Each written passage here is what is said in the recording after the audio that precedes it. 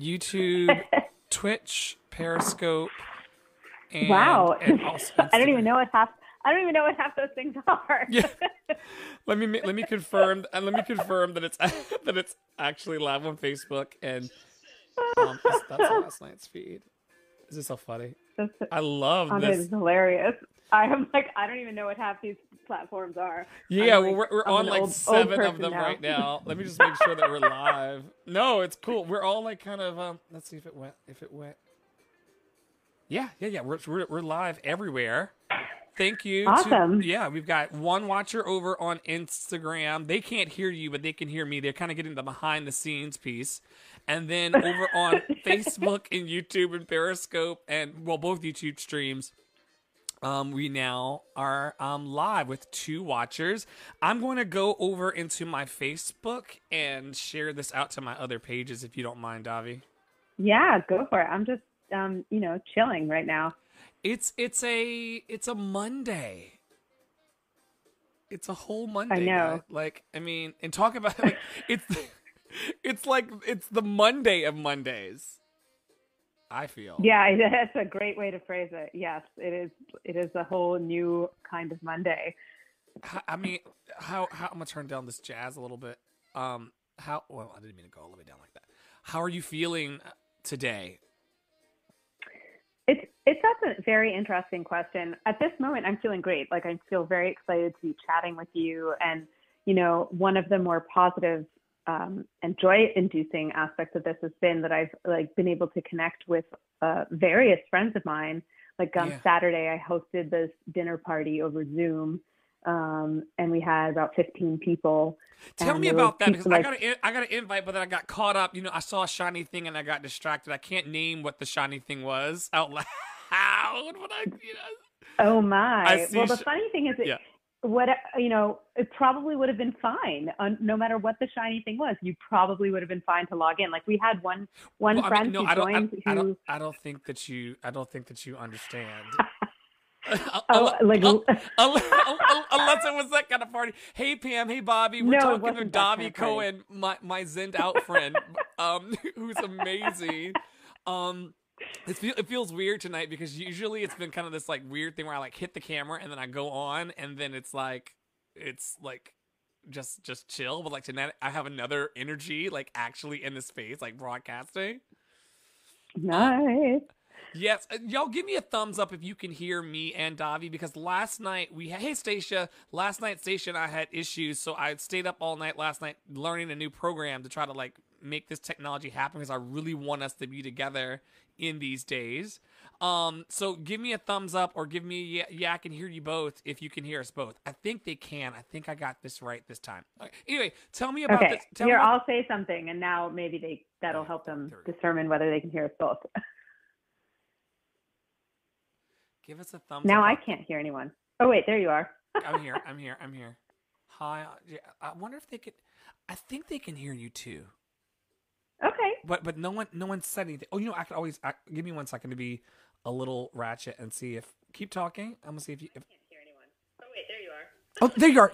You're there too. You're there too. We're both here. We're both here. Awesome. They can hear us, but Bobby confirms. Okay, so tell us about your inspired idea that you had on the World Wide Web. Yeah, so this started last week, actually, when I had a meeting of the Diversity, Equity, and Inclusion Committee at New York Insight. So, you went to that meeting. You went to that meeting. Well, here. So the meeting happened over Zoom.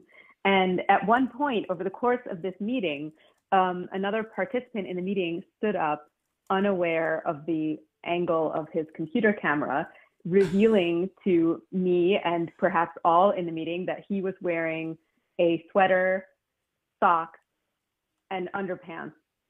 And nothing else. Now let me ask the question that I feel everyone wants to know, or that I want to know. What kind of underpants were they? Were they like the tidy whities? I didn't really get it. I didn't get that close a look. Okay. Right. I kind of only noticed this, because he was walking in and out of the room. And at one point he came back and I was like, this person's not wearing any pants. this is fantastic. And I was just so like overjoyed. Was he and delighted by oblivious this. to it, or did he realize it, like, or did he even care? I don't know that he knew or cared particularly. And I don't know that everybody, it was a sort of a non-event other than to bring me enormous amounts of joy. And I can only hope that other people participating in this meeting may have had a similar experience of delight upon discovering this. And so I posted on Facebook about this, which was like the algorithm jackpot. And like the most nobody ever pays attention to anything I say on social media. And I don't necessarily post all that often on Facebook, but like I posted this and I had like 300 people within, a few hours being like, this is fantastic. This is amazing. And I was like, we should have a pantsless dinner party via pantsless dinner party via. Oh, wow. No, was this like cooking for you because of like coronavirus, or are you? Yeah, I mean, it was on Wednesday was the meeting, and interestingly, and like I think a lot of people are noticing this now, that I was supposed to have had surgery on my leg on March 4th. Which I didn't have, and that's a whole other story that I could get into. But because I was going to have surgery before the city began to brace for this pandemic, I had requested if I could participate in this meeting remotely, even just to listen. Like I understand sometimes it can be difficult when you have an in-person meeting to integrate the technology and make it easy for that other person who, if there's only one person on the phone or Zoom, make it easy for them to participate. Although I have certainly had many, many such meetings, and it is not actually that challenging. It just requires a little bit of, attention from either a facilitator or everyone present to be able to hear and make space for that one or two or three people who are, online and calling or Zooming in. Mm-hmm. But in any case, I was actually told that essentially that it wasn't going to be possible, and they were sorry that they'd missed me. And then 1 week later, we arrived at the point where everybody was beginning this process of physical distancing. And so then the whole meeting went online, except for a couple of people who happened to be at New York Insight that day. So the meeting went online entirely, and anybody who wanted to participate in it that way was invited to do so. Mm-hmm, mm-hmm, mm-hmm. So that, once that happened, I was like, oh, well, we need to practice this physical distancing anyway. So why don't I organize a Zoom party, and we can make it, pants optional / whatever cozy thing at home you want to wear. Mm-hmm, and I invited people to share any recipes that they were thinking that they might prepare. What type of recipes did you get? Because I'm a foodie, one of the things that was so nice about it was that I got to I think it was like a really highlighting people's comfort food. Yeah. So like one person had an omelet with green peas in it. I'm sorry. Wait. No. What you're not going to do tonight on this Monday is casually say omelet with green peas in it. And I mean, I'm not yucking anybody's yum. I'm just saying, like, wow. I love eggs and peas. It's a great post-workout as far as I'm concerned. Wait. So you're steaming peas and then you're scrambling eggs and putting them together? Yeah, I mean, I assume. Okay, give me 1 second, because I don't want to leave anybody out. Kitchen, I don't want to leave anybody out. So those of you who are watching, we got 13 people watching or listening into this interview right now. A whole 13 lovely human beings are giving us the gift of their time, and I want to ask them: have they ever heard of eggs and peas as like a combination that like goes together? You do that. You've done this before, Davi. I have done it, yes. And I was not the person eating eggs and peas, to be clear. But I really enjoy eggs and peas together. Oh my! It's so break. What's I'm the feedback from your your listeners? So somebody said eggs and peas ? So that's not going too well. And then the next person, sorry. So Yolanda said eggs and peas ? Tamisha Booknight said. She's giving like the emoji that has the hand to its mouth, which is not good for us to do right now. And then a flat kind of emotion. Tamisha says no, never. Carrie Oh says, I no. like peas and I like eggs, but not together. And Carrie, I think that's what's going on for me too. Like, I'm like carrots and peas for dinner with a little like lean cut of something nice, or alternative protein if you fuck that, around that way. And I see that, and then I also see like my bacon and my eggs and my breakfast. You smashing the eggs and the peas together is causing a cognitive dissociation. Okay, I will give you this. Yes. If we were on like the COVID version of Chopped right now, oh, okay, okay, that would probably get chopped straight away because of textural issues. And Yolanda right? says like no. The peas and Hope says hell no with the down hand. Pam says right, exactly. But Pam says I've had it. Like, no to that. You have one person though that loves it. Pam says I've had it and love it. Okay, so it's not my friend James who happened to be having it on Saturday night. So at least we know that there's at least 2 people or 3 people in the world who love eggs and peas. But then somebody else just said that they've had egg drop soup with peas and it wasn't that bad. That sounds good. Yeah, that sounds all right. All right, keep going. Yeah, so it was just like a sweet. We talked for about 2 hours. Yeah. And there were what other things were people eating? Somebody else made like beef and cabbage. That sounds great. I made 2 pieces of beef tenderloin with broccolini. Yes. Yeah, I mean, it was a whole. And then of course there were some people who weren't eating because we had folks who were from Berlin and LA, so they weren't at mealtime. Oh, tell me. You don't have to name names, but tell me the locations of your guest list. Okay, well, my friend who was in Berlin called in from the bath. So he was in the bathtub while he called in. Wow. And then we had one friend in Los Angeles in Venice Beach. And then we had a few people in Harlem, one person in Minneapolis, and then everybody else was in Brooklyn. One of the people was my neighbor who lives down the hall. So we had 2 people. Wait, so he was on the internet in his house, and you were on the internet in your house, and you all were together. Exactly. I love it. Yes. These are the times we're living in, right? Fun. Totally. But you. Yeah, and it was just a lot of people from Brooklyn. Wow. A lot, yeah. I mean, I think there were some of us, beginning at the top of the week, I was literally like, I can sense what this is. I've heard the numbers. I've listened to scientists, and I've kind of elevated the scientists to like the top of my priority of listenership.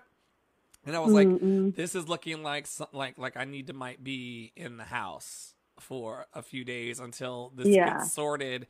And I don't know about you. I'm naturally lean towards being a homebody. So I have no Yolanda. This is not moonshine. This is Davi can't see that I'm drinking apple cider vinegar and water. It's one of my a little fire cider concoction. Yeah, of sorts. It's one of my like singer tricks. If I drink like a few capfuls of vinegar or water in like a standard mason jar. I think this one's like 24 ounces. It's got to be more than 24 ounces. Maybe it's 32 by the time it gets to the top. Child, I'm no mathematician. Anyway, if I drink that every day, then the notes pop a little clearly. So yeah, it's not piss and it's not moonshine. Anyway, when I figured that we were going to be in that house for a very long time, I hunkered down and I said, I'm not going anywhere. Were you also feeling the same way? Did I leave? I'm here. Oh, yeah. So it's interesting, one thing that I wondered. So I've been furloughed today at my workplace. Could you explain to people that may not know what furlough means? Yeah. So I work in a public park in New York City, and I manage a farm there, and also a bunch of educational programming. And because this is an educational farm, we're not relied upon in New York City for food production. We are tying our work to park visitors, public programming, educational programming, and so forth.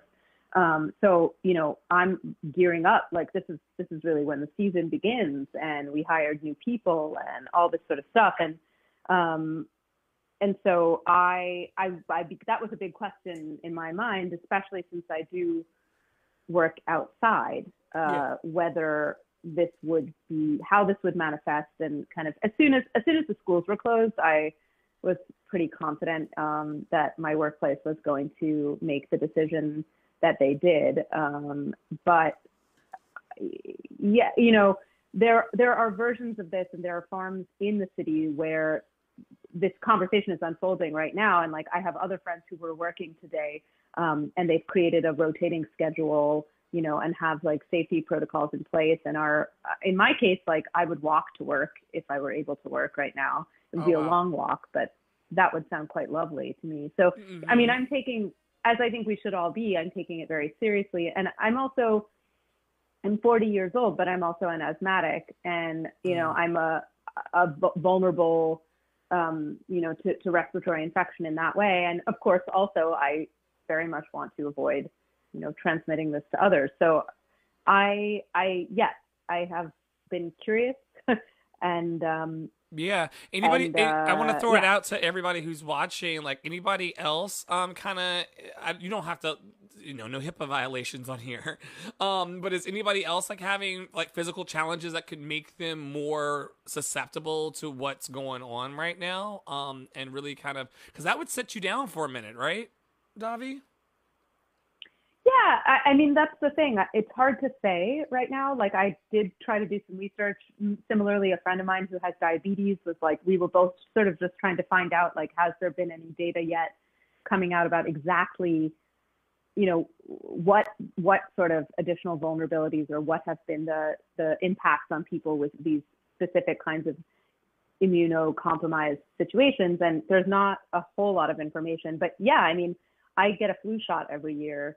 And I can remember a handful of years where I didn't, like maybe 2 years where I didn't get a flu shot. And in those instances, like when I was younger, especially, if I would get a cold or have like particularly bad allergies, sometimes it would make me susceptible to really intense asthma symptoms. My asthma is very well controlled, but I don't imagine that I have no reason to assume that if I were to get this virus, it would just be like, oh, no big deal. So I don't, you know, but it's hard to say. I don't know.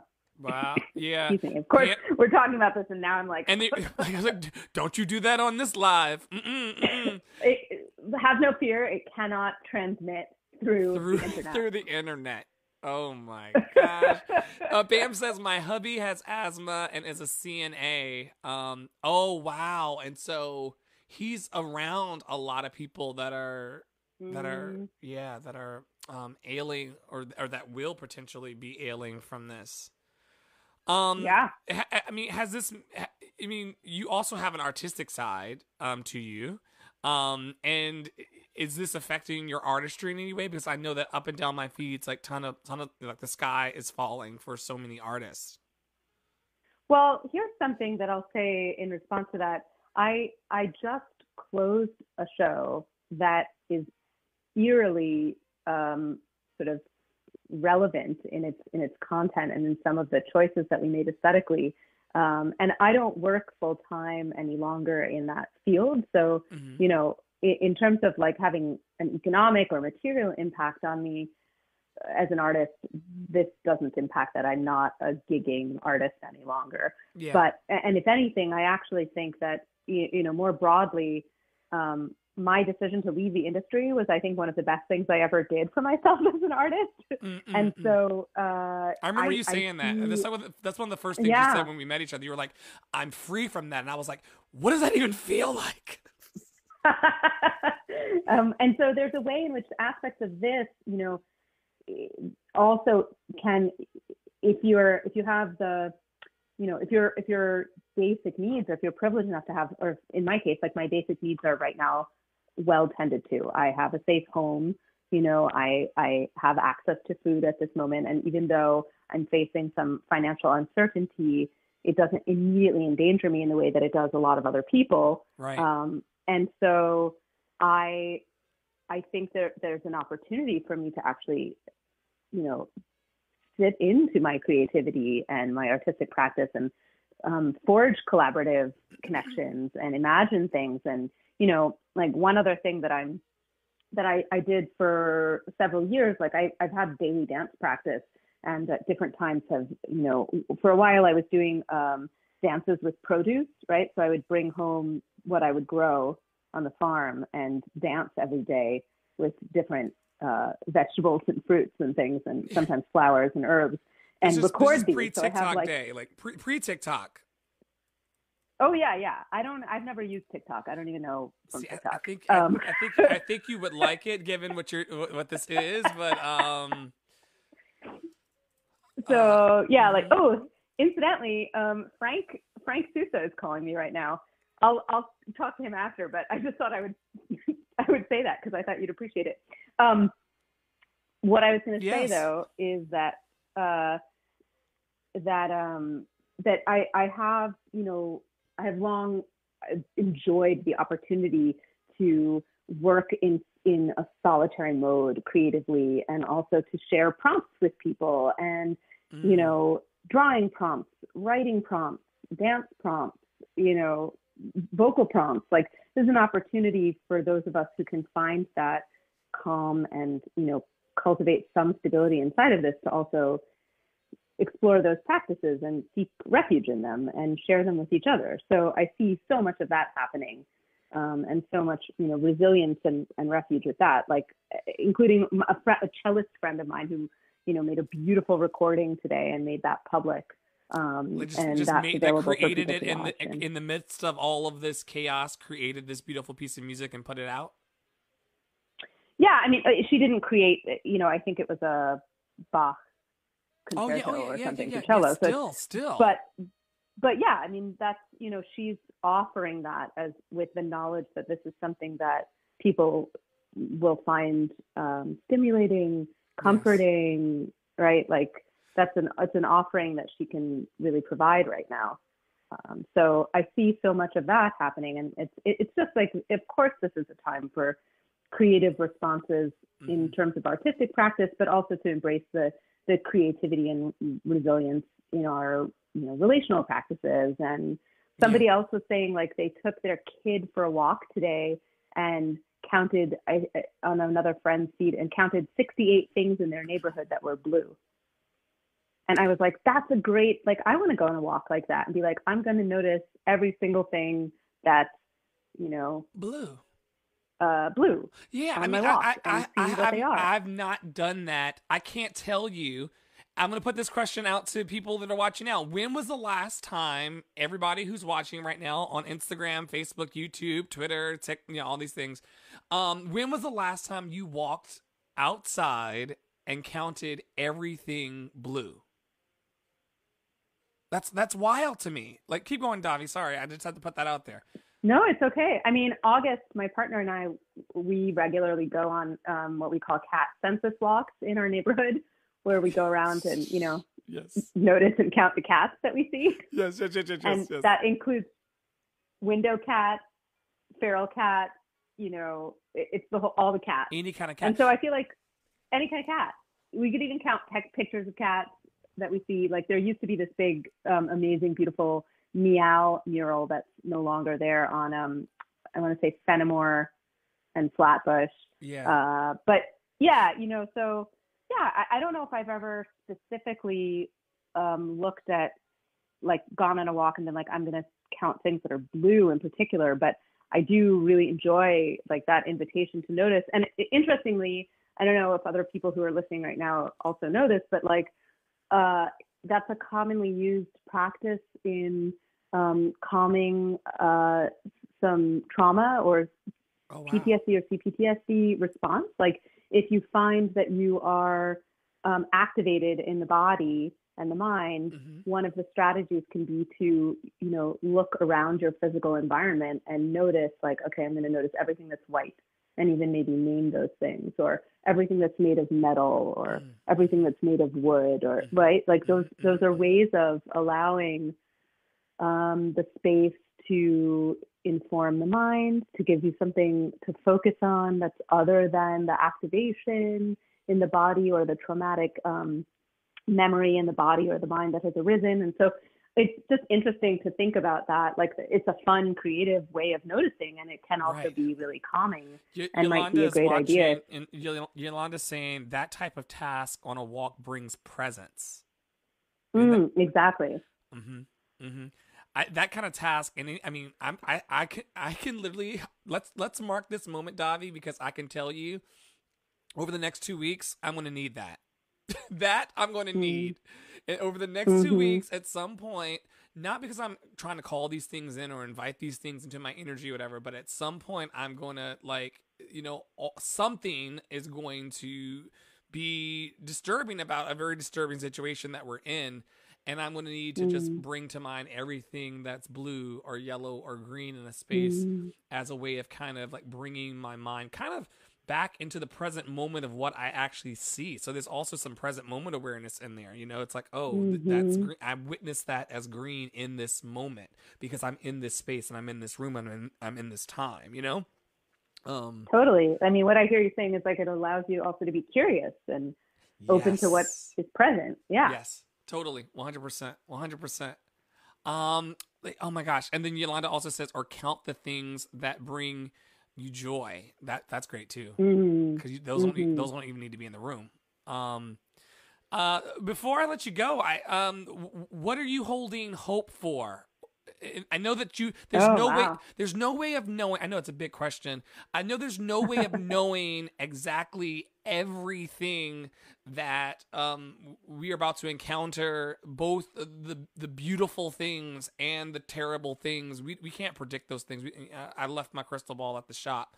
But like, you know, I think that hope is going to be one of those hope and community. I think are going to be two of the most magical things that actually keeps us, you know, our ship right side.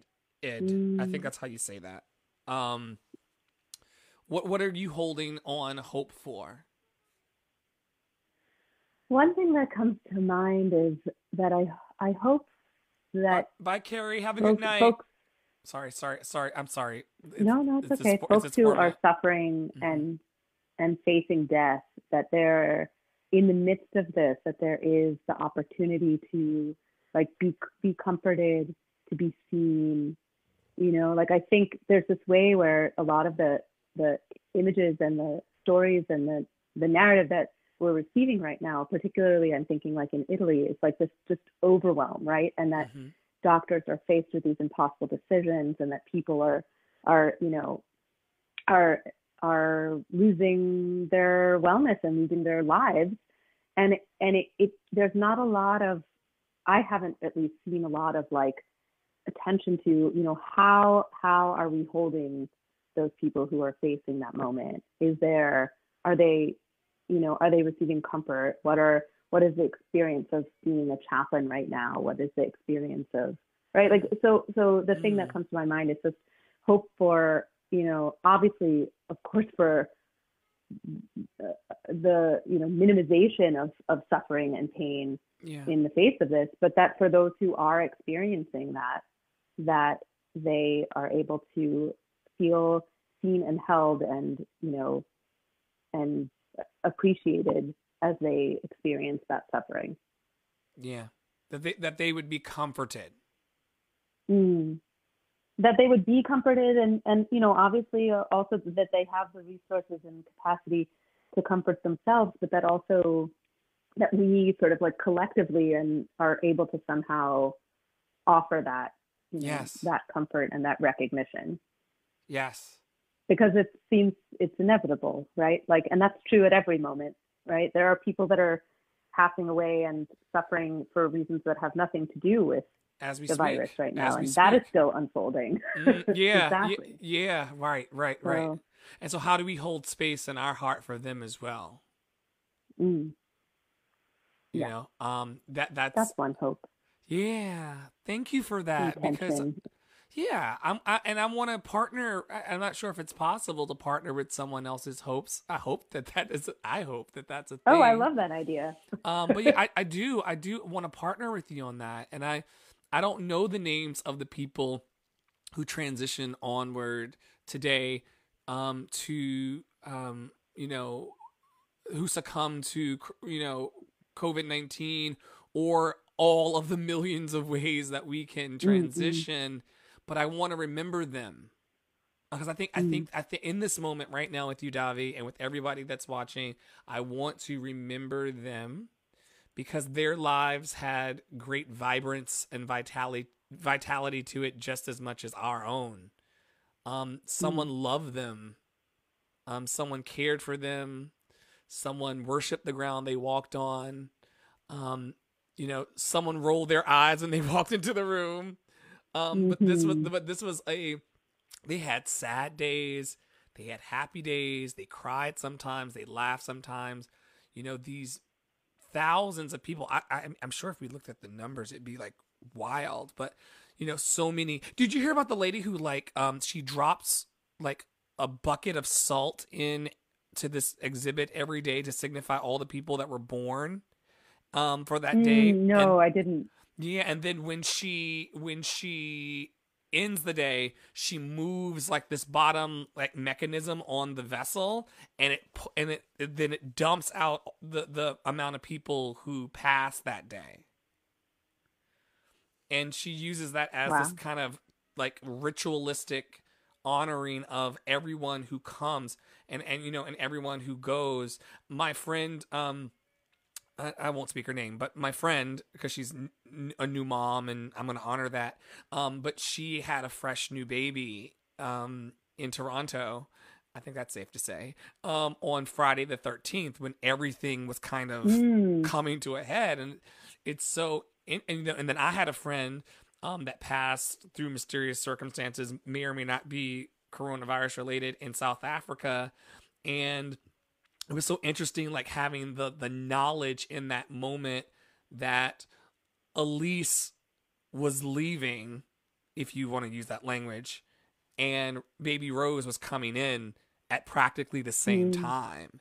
And there was like this like crossover, and for my comfort, I don't know if this is real or not, or too woo woo, I really, really felt that in the spirit side of life, that Dr. Elise Brown was actually ushering baby Rose into this and kind of giving her that handover of like, may your journey be, what do we say may you be happy, may you be healthy, may you be may you be peaceful, may you find compassion, right? We can say all those. We can make it up. Like, It doesn't have to be something in a certain tradition. Yeah. So I kind of like want to because I'm one of those people. I'm a Southern person that has a hard time letting people go off the phone. But before I let you go, like we say bye like 20 times in the South. Okay, bye. But before you go, bye. And I have to catch myself doing it. But really, before you go, I want us to take a moment to just say to everyone who's watching on all of these platforms, and to, may you be happy. May you be peaceful. May you be safe. May you feel safety wherever you are right now. Davi's in Brooklyn. I'm in Queens. You're wherever you are on the earth. May you feel safety in this, like, and may you feel safety in the very like seat of you, like wherever that space is inside you, that is like the basement. I'm talking like beneath the concrete, beneath the the dirt, Davi. Wherever that is in you, may you invite safety into that space right now. Because a lot of the hoarding of toilet paper and a lot of the hysteria is based on people acting out of fear. And they're scared that there's not going to be enough. But when you come into the seat of that place within you that I was just talking about, and you just rest there. I'm safe. One of my favorite teachers, Louise Hay, would say, all is well. Everything is working out for my highest good. And out of this situation, only good can come, and I'm safe. And it sounds a little Pollyanna, but I love all is well. All is well. Everything is working out for my good. And out of this situation, only good can come, and I am safe. And kind of, even if we're in like the hardest of times, kind of working ourselves into that I'm safe. This could actually turn out okay. And I'm not trying to be insensitive to the people who've gone on, or the fact that I could go on. I mean, you know, like those of us on the Buddhist path, we were contemplating death all the time.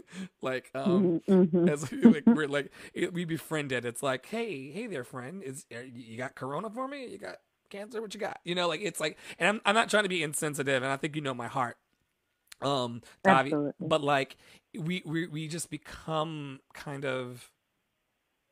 And this is not a 100% thing for me. Like I don't even know what the numbers would be, but you just kind of contemplate death so much where you're like, if coronavirus is the thing that gets me, it really isn't like the way I may have wanted it to go, but it is well with my soul. And it's just like a weird. Like I said, I'm saying this as a guy who has 40 pounds of rice in the kitchen because I panicked at the grocery store. It was all because so I can't throw stones. It was all because the lady was like, you can't have two, you can only have one. And something about her telling me I could only have one and like rationing me, which this is not for, this is for therapy and some deeper shit. But like something about that was like, oh no, I can win at this, and she's not like, it just fired a lot of things that I want to talk to my therapist about. But when I can get back in. And I immediately took the 20-pound bag home, and then went out to another grocery store and got another 20-pound bag. So that's the example. I appreciate that you're holding both of these realities, right? Like, yeah, it's complicated, right? Like, there's not going to always be a single truth or a single feeling inside you to guide you. And you know, we're trying to kind of get at that deeper sense of curiosity and compassion and care that can allow us to, you know, make choices that are most aligned with our truest nature and our truest values. But that also means like doing what you're doing, which is like having a little bit of a sense of humor about choices that you made that may have been motivated by fear or by anxiety or whatever. Yeah. And Davi, I'm thankful. Here's the gratitude I have, and I think that everyone who has this that's watching should probably take a moment if you'd like to be grateful for it as well. I love that there's a part of me that knows that I'm being ridiculous as I'm being ridiculous. That's very soothing to me. It's like when I'm like up on a cloud and I think I'm an astronaut and I'm like convinced that like the whole room is floating. I'm about to float away, and I go, "You're not an astronaut, dude. Like you're Dre in Queens. You're not an astronaut, and you're not floating." It's kind of like having that that upper level awareness that like, oh, I'm acting in fear right now, but there's a part of me that's not actually afraid. Yeah, and that's a quote. Someone said that.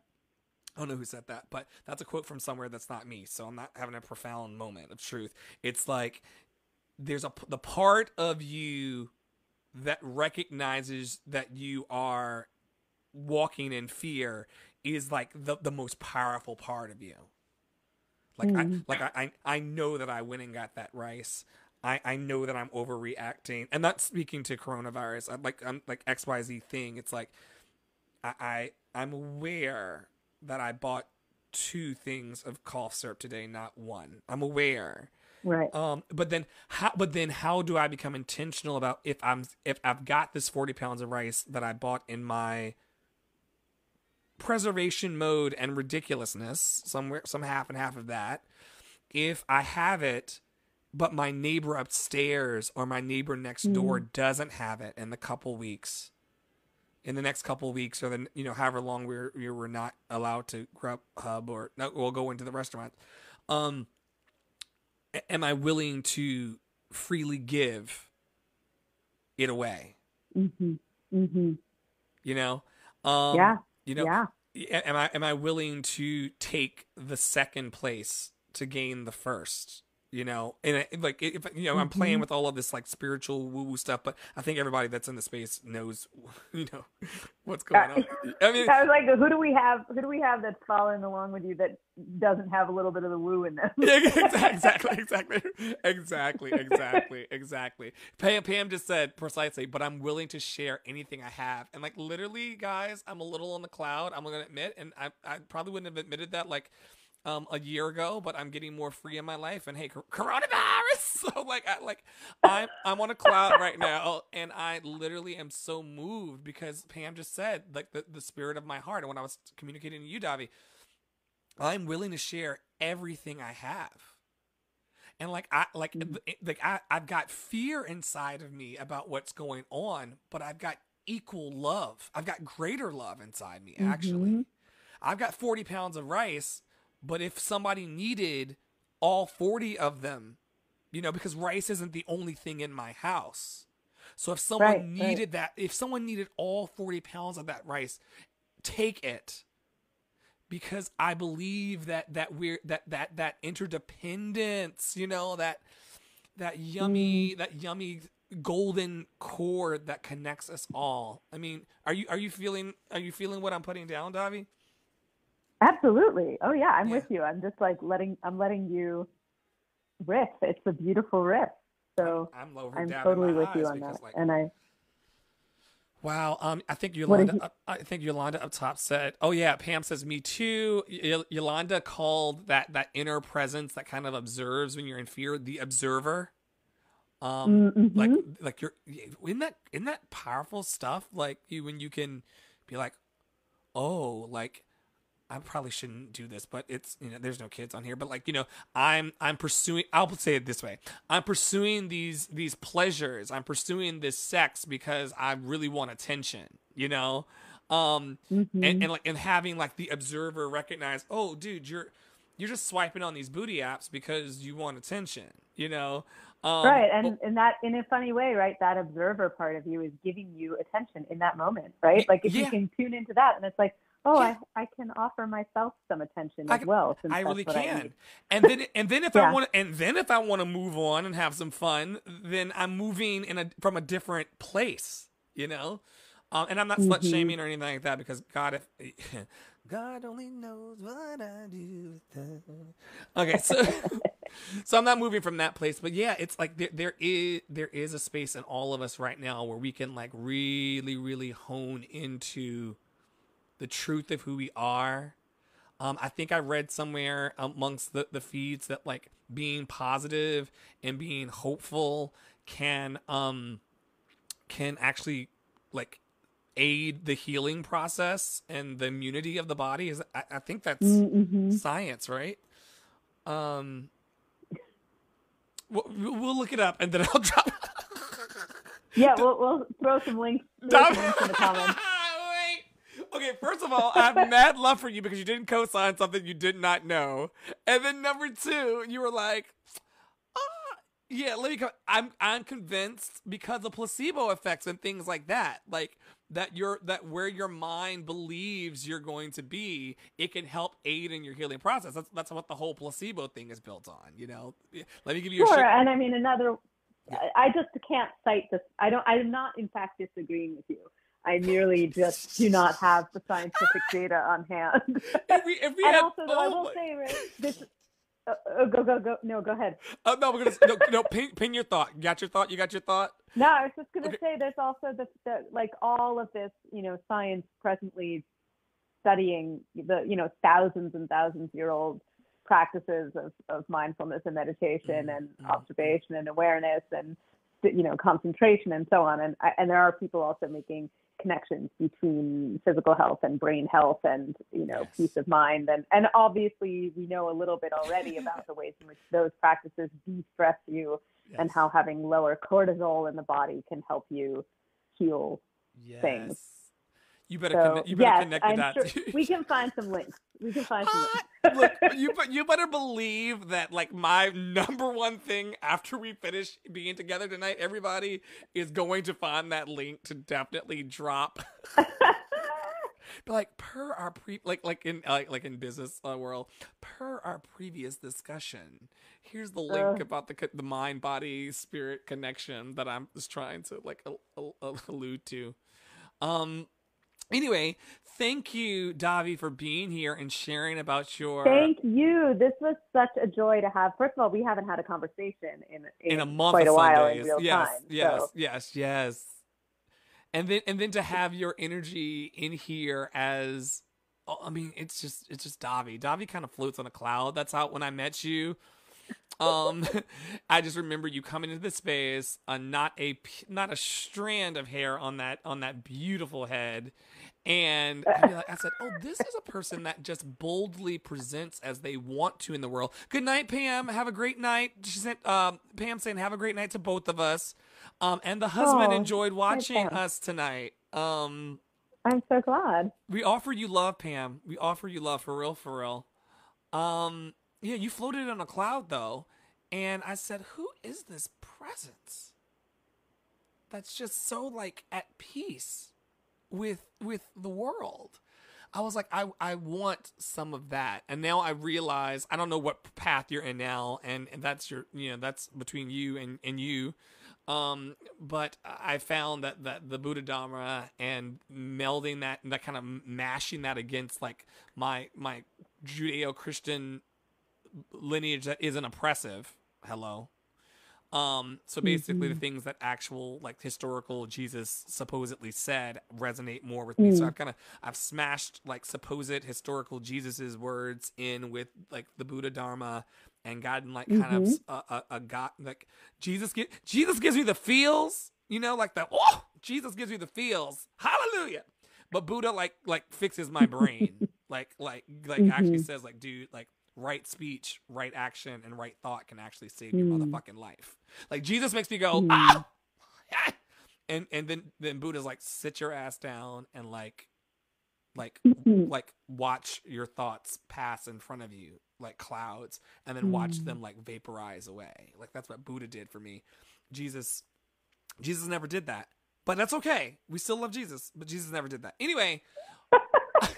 I now found and I think when I met you, that was one of the first times I was actually encountering the Dharma for the first time.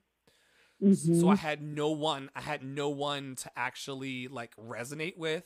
And there's a part of this practice that they do at that center that we were at, where at the end, everyone gets to kind of bow towards each other in the room. And then people get to share what insights came to them from the meditation and the spoken offering.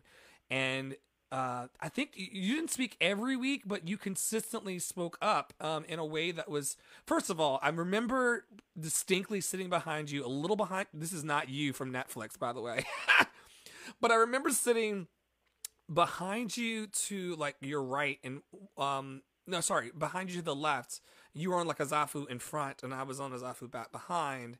And I remember one of my first encounters with you and your energy, I remember going, that person has the most impeccable diction that I've ever heard in my damn life. Like, I'll never forget. You were sharing. My mother would be so proud. Your people can't really pick up on it tonight because we're on this, like, we're talking across, zeros and ones. But if you ever encounter Davi in person, especially when Davi's in contemplative, what are your pronouns, by the way? Oh, she, her, hers, and they, them, theirs. Okay, cool. Are great. I don't want to. Both of them are fine. I don't want to play you on. No, thank you. I appreciate internet. that. I appreciate that. Yeah. So when you encounter her and them, you're gonna find, especially if they're in a contemplative space, the most crispy. Like I'm talking, like the edge of like a crispy thigh from like Popeyes. Oh my goodness. It's so crispy, and what you were saying was also striking a well deep inside me of something that I didn't know that I needed but had found. And so that's how we're forever going to be Buddha Dharma and spiritual siblings, because I found you as I was finding, the spirit of the Buddha that lives within us all. So anyway, thank you for the gift. Thank you so much for sharing all of that. That was just a very generous reflection, and I'm really grateful to receive it. And it's super uplifting to speak with you this evening. I love you too. Have a great night. And thank you. We're gonna check back in soon because this thing is gonna keep going until it don't go no more. So we may check back in with you in a little bit, even if it's like just through like a text, and I'll report back to everybody who's been watching about how. Oh, that would be great. The great Davi Cohen. We send you love, and I want to send love out to everybody who's watching. I'm just going to end this all at one time. I'll probably send you a thank you text after this is all over, Davi, because I'm a little extra. But I thank you for being here and for sharing your heart and your love with us tonight. Thank you. You're so deeply welcome, and I appreciate the space that you are creating, Andre. And I am delighted to know that there were all these other people listening and participating. And I look forward to reading what folks said after. Yes, go for it. It's always a laugh. I love you. Okay, I love you too. Good night. Good night. Have a good night.